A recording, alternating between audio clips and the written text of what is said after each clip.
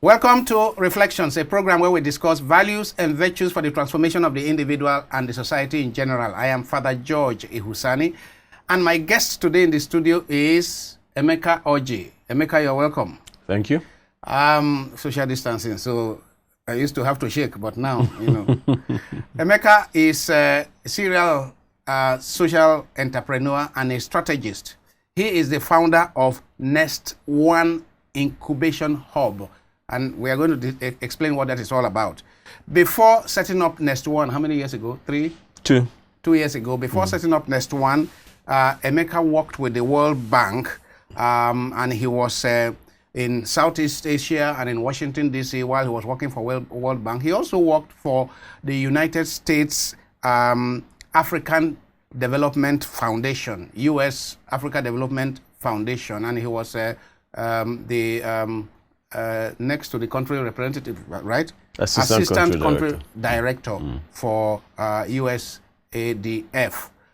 He has a lot of experience, and he has brought that experience to bear by setting up Nest One, and with very high promise to transform how small businesses are done in this country, small productions are done, and how to get African products, Nigerian products to US markets, to European markets, how to package them properly, how to train people so that we don't keep importing everything, or we don't keep exporting all our raw materials and buying them expensive from Europe.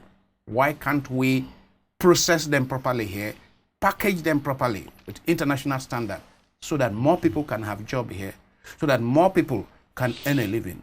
Emeka believes that this country has all it takes for the Nigerian people to live here and remain here and live the standard of Singapore, right? Absolutely. The standard of the US. So, Emeka, you are welcome. Thank you, sir. Before we go into issue of business, let's discuss the thing about Nigeria. In one of your communications with me, you said, don't waste the present crisis. And immediately I saw that, I remember the Chinese saying that the Chinese definition of crisis is dangerous opportunity. Okay. That Chinese translate the English word crisis into dangerous opportunity. So every crisis presents danger, but that's not all. Every crisis presents its own opportunities for growth, opportunities for renewal, opportunities for all kinds of things. So you said your commitment in life is never to waste any crisis, right? How did you put it? I was quoting Rahm Emanuel, former, is this the mayor of Chicago? I think it's former mayor of Chicago. Yes. Where he said, never let a serious crisis go to waste. Never let a serious crisis go to waste. Yes. Never let a serious crisis go to waste. Yes. Because in each crisis, there are opportunities. Opportunities, yes. And then I decided to bring you to the studio today because we are celebrating this time our 60th anniversary of independence. 60 years after independence, and people believe that we are a land of missed opportunities. Series of missed opportunities. We had our civil war. That was a major crisis. But apparently, we wasted the opportunity to transform our society. We had years of military rule. That was a crisis. Apparently, we wasted the opportunity. Then, 1999, new democracy, Third Republic. Apparently, we also wasted the opportunities. Now, if we are to use this your philosophy, never let any serious crisis go to waste. At 60, Nigeria at 60. So, how do we put into practice this dictum, this principle, this philosophy? How do you suggest we put it into practice? Never let any crisis, serious crisis, any serious crisis, not even minor crisis, serious crisis. Never let the serious crisis go to waste. Well, Nigeria is in the midst of a serious crisis or multiple crises. We have the Boko Haram insurgency, which is not just in the northeast, but showing its head in different parts of the country. We have the herdsmen versus farmers crisis now all over the place, particularly in the Middle Belt. We have Southern Kaduna on fire with carnage. I mean, people are dying every day. It's unfortunate. We have kidnappers. We have bandits. We can no longer travel to our villages, to our towns in peace now. A lot of anxiety. I mean, a professor left Lagos and he was traveling to Abuja.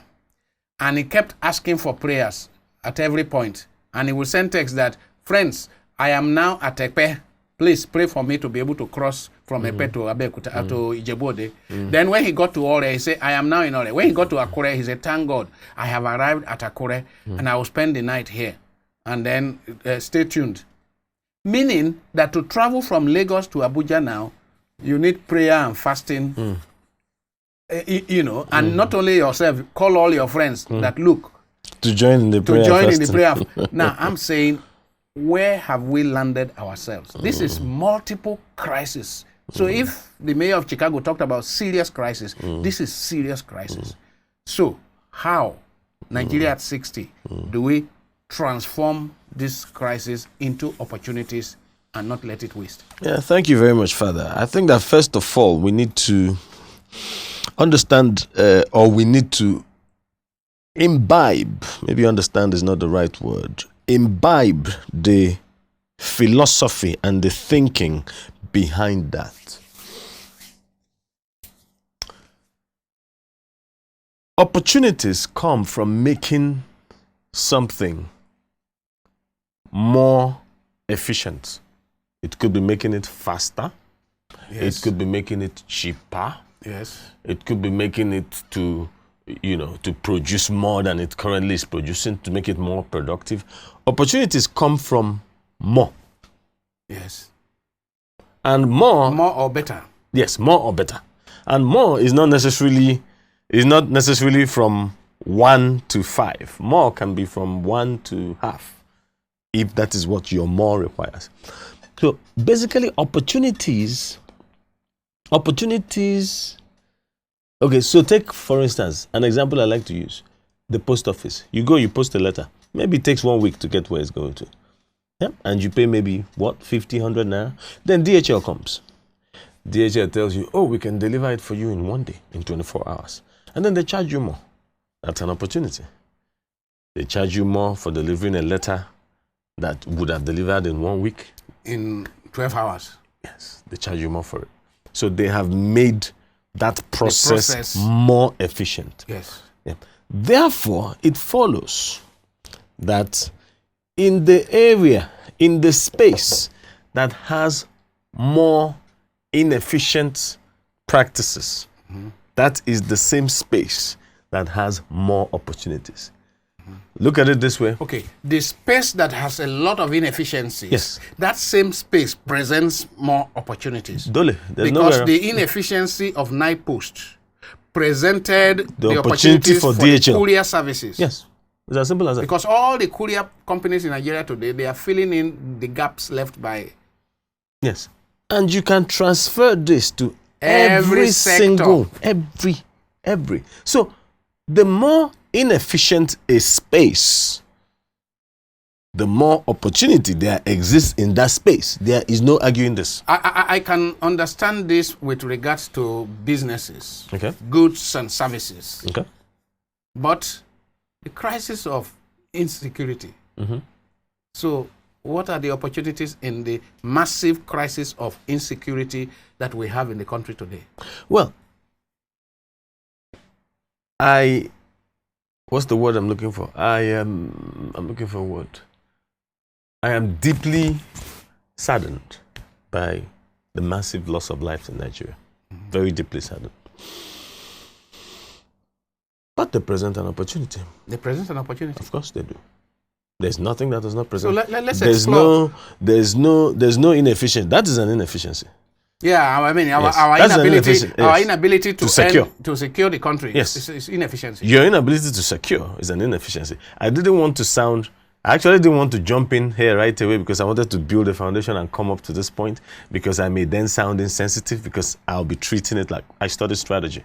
That's one of my fields of study. So I would treat it like a project. Yeah. So I wanted to build a foundation to it so that there's some humaneness from me coming before I start to treat it like a project. But you've jumped the gun, Father. So I will follow you and jump the gun. Who is responsible for security? Some people will say government. Others will say we also have our roles to play as individuals living in the community and in the locale. I would say it's a combination of both. Yes. It is possible that such senseless deaths that have been happening would lead us to either push government to do what it is supposed to do, yes, or change government and yes, bring government that will do what it's supposed to do, yes, or organize ourselves to protect ourselves. And you know the funny thing, Father? Once you have organized yourself to protect yourself, you're already organized.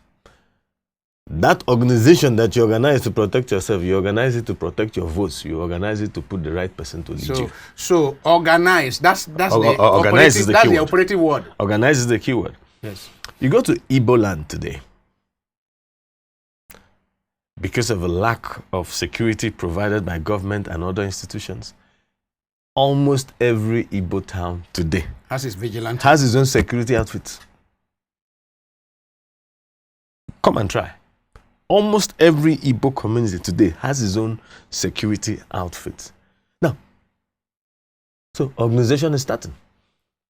And you can launch onto that organization with which they protected themselves, with which they put together the vigilante to do other things. To do many other things. To do other things. Do other things that help the people, that help the community. Now I'm getting the point. So the crisis of insecurity in a particular Igbo village made the people to get up and say we can't have this, and decided to organize themselves. So they may have a database of all the families. They may have a database of all the young people in the village. They may have the database of all the whatever, and then they have a database of the diasporans, because the diasporans are partly financing this thing. Okay, mostly. If so you they will. have a database of the diasporans, and so on and so forth. Now, so you already have an organization. Yes, it's organized. With which you can do many things. Yes, including agric, business, all kinds of things. Electioneering, politics. So if the government business, if the government is not doing well, that same organization steps in. It's a gap. Nature abhors a vacuum. They will step in. And so, like I said, not to sound insensitive, it's sad. It deeply saddens me that many people are dying. That we have to go through this unnecessary route to arrive at a point where you could now say is a bit more positive. That is, we have made something out of a serious crisis. It's a saddening thing. But it's what is happening. Now, this is interesting. I used to say, and I never actually analyzed it up to this point you are doing, I used to say that if we do not change by design, we shall change by default. Exactly. Meaning that the change will happen, either by design or as a consequence of our lack of planning, change will then happen because, as you say, nature abhors vacuum. Vacuum, yes. In strategy, there's something called the top-down strategy, approach, and there's something called the bottom-up strategy. When the bottom-up strategy, okay, so the top-down strategy is a strategy that comes from the C-suite. The C-suite is the CEO, the hierarchy, CFO, the chiefs, the C-suite. So that's the top-down strategy, the C-suite. Then the bottom-up strategy is the linesmen. Do you know the funny thing? When those two clash, there's always one that wins. And it's not the one that most people think. When those two clash, it's always the bottom up that wins. So it's back to what you just said. Something I think somebody put it this way: those who make change impossible. Yes, they make whatever something inevitable. Yes. So that's what happens. Those who make peaceful change impossible make violent change inevitable. Yeah. So the C-suite executive passing down the top, passing down a strategy that does not make sense, that does not work, because they are so removed. Maybe they're looking at certain numbers, they're not looking at the organization, but the organization is already set a certain way, and they're bringing up their own culture and their strategy. It's evolving. When they jam, the C-suites drop, almost always. Yeah, and that's what will happen in Nigeria long term, Father. I don't know how long term it is. I don't know if it will happen in the next few years or in the next 100 years, but that's what will happen in Nigeria, because that bottom up, you can't. The system we run in Nigeria today is not sustainable. Clearly, it's not sustainable. So that bottom up is going to come, the desire of the people. So it's already coming. I told you of the security. So you are not securing the towns. The people have organized themselves. You have no social security. Yes. The people organize themselves. Yes. Igbo boys and girls are sending money from the diaspora, and they're organizing security. They're organizing social welfare systems. It's happening. So you don't do it, it's going to be done. Yes. Anyways, and in any case. And when they start doing it and they see the efficiency of their own, they render you irrelevant. Yes. Yes. As in fact, it is today that government is not. There is absence of governance. Of government in many parts of the country. They don't recognize that there is any government. And part of the reason why we still have vote buying and paying for votes is the fact that the people are saying, we don't see you anyway. We only see you once in 4 years. So give us our own. Make a hold on. Because between now and the next election, I will not see you. Absence of governance. Sad situation we're in. Very, very sad situation. So, before we leave the topic of security, so in Igbo land and in some other parts of the country, the people are taking care of themselves. Yes. Even though they have police, they have soldiers, they have civil defense, they have all this, military, but they can't see the impact of this. So they're stepping. I heard an expert, a security expert, discuss on TV, and it was rather sobering. He says, Kaduna State, that is today embroiled in all this massive violence, and at every attack, you have 100 people, 200 people dying, and houses burnt down, and so on. He says, do you recognize that Kaduna State is the most garrisoned state in Nigeria? The most garrisoned state. Kaduna State houses NDA, Nigeria Defense Academy. Kaduna State houses Nigeria Air Force College. Kaduna State houses some police colleges. So a lot, the Armory, National Armory. Kaduna State houses some of the biggest military installations in Nigeria. And that foot on the ground, boot on the ground as they call it, the number. You can't beat Kaduna State in boot on the ground. You can't beat. But he said there are swaths of land, kilometers and kilometers and kilometers of land. Ungoverned. That the bandits and the insurgents and whatever is their territory. Completely ungoverned. How can you have such number of boots on the ground and such military formations in a state, and you have maybe 1/4 of that state that's completely ungoverned? Inefficiency. Back to your inefficiency. Very drastic inefficiency. And the driver of that inefficiency, a lot of people would debate what the driver of that inefficiency is, because if you have the most boots on ground and you also have the most vast lands of ungoverned space, then someone could argue that you are there but you don't want to go. There must be a reason for you not to want to go. I don't know what it is. Some people are saying that it is not just inefficiency, that is premeditated inefficiency. Refusal to act, maybe. Yes. I don't know, but it's sad. It's sad. Now, to apply our principle, the principle we started with, dangerous opportunity. You see any opportunities in this sad present sad situation opportunities for something positive happening, emerging? We don't know how long, but opportunities for investment, for growth, for national integration, for national unity, for something positive emerging from this ugly situation. Can we apply the same principle? Absolutely. Absolutely, we can. So what are some of the positives that could emerge? Self-governing systems are already emerging. Self-governing systems in particular spaces are already emerging.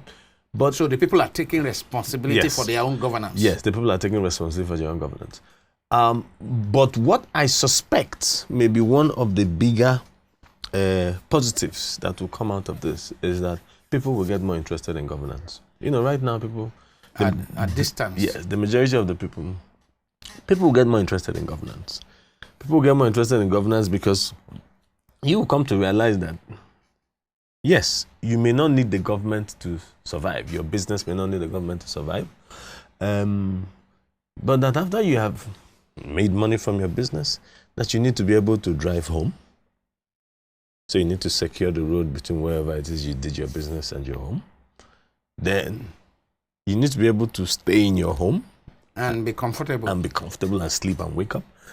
So, and a lot of that, not all of it, but a lot of it has to do with government. So people will get tired, people will get fed up, and I suspect that people will then rise up and take politics and electioneering more serious than... So on account of the widespread insecurity that we have today, people are going to say, how did we end up here? There are failures in the governance structure. Yes. Government whose responsibility it was, or is supposed to be... I like how you put it in past tense. Was. To take care of the security of the people. If that is not happening and you are a successful businessman, you can't drive safely home, you can't sleep with two eyes closed, then you need to contribute to governance. Yes. You need to have an eye on who goes in there to represent us, who is part of the decision making, and so on and so forth. Exactly. And like we're saying, if the issue is that we have boots on the ground, but that the people are inefficient or unwilling, who is to take action? Yes. I need to contribute to voting, electing the person that can take the right action. The person that can take the right action. So interest in governance, participation, which is what democracy is supposed to be about. Yes, participatory politics. Absolutely. Absolutely. I am believing that will be the bigger outcome of this. Of course, there is the immediate outcome, which we are all staring at in the face. The immediate outcome, people are running away. Well, people are transferring their children abroad, and people are going to live in Ireland or Dubai or the US or wherever it is that they're going to. People are running away. Then people have entered the snatch and grab business. So, okay, so this is not going to last. We are where we are. Let me carry the one I can carry now and hold and secure myself and my future. So there are those two mentalities running rampant now. But I believe it will only be temporary. Yeah. In the long term, there will be. And to tell you the truth, Father, when you look through history, millions of people never changed any country. There's no case, not one. There's no case through history where millions of people came together. So when people keep saying, and the problem of Nigeria, they follow us.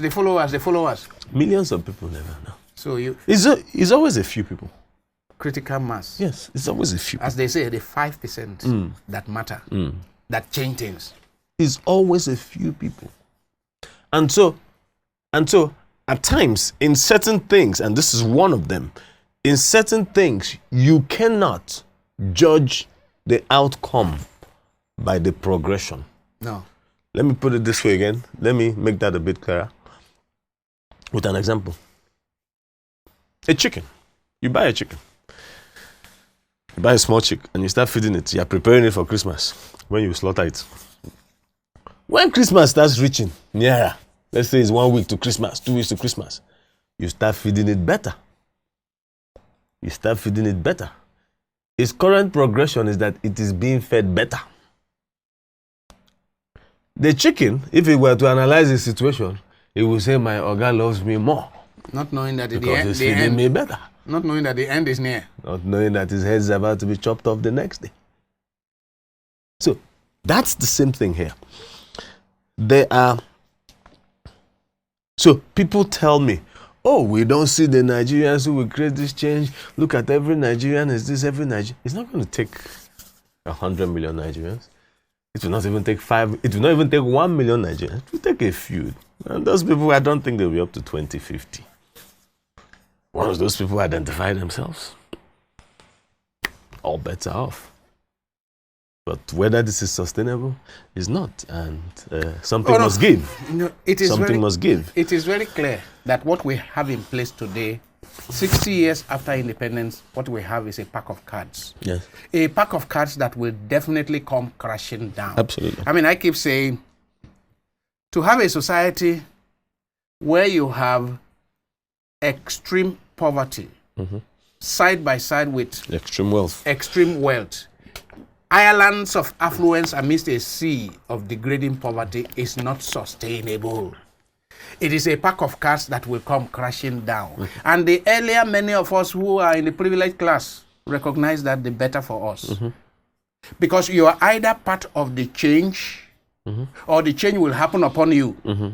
You are either an active agent of change, to be part of that small number you're talking about, to midwife the change, or this change will happen upon us and take us unawares. So I would end this segment on this note and ask you for a second segment to discuss the matter. We have been discussing the opportunities that can come out of the present terrible crisis in our society. As we mark 60 years of independence, ours has been a land of missed opportunities.